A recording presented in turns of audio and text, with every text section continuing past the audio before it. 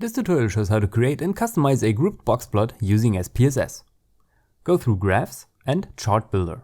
In the gallery at the bottom left, select Boxplot with a left click. Then you can either double click or drag and drop the simple boxplot into the Chart Builder box above. Drag the variable you want to create the boxplot for on the y-axis.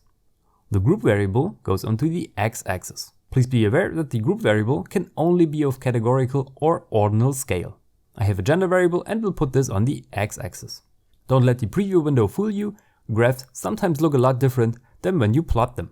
You will get one boxplot for each group. In my example, one boxplot for the income of male and female subjects. If you want to customize the boxplot, double click it to open the editor. You most likely want to change the fill color from blue to, let's say, gray. Select the box with a left click and choose a color of your liking from the toolbar above. You can fill the boxplots with different colors. Make sure you have only one selected when applying a different color. The usual adjustments to axis limits, font type and size, grid lines, etc. can be then made as usual or an existing chart template applied.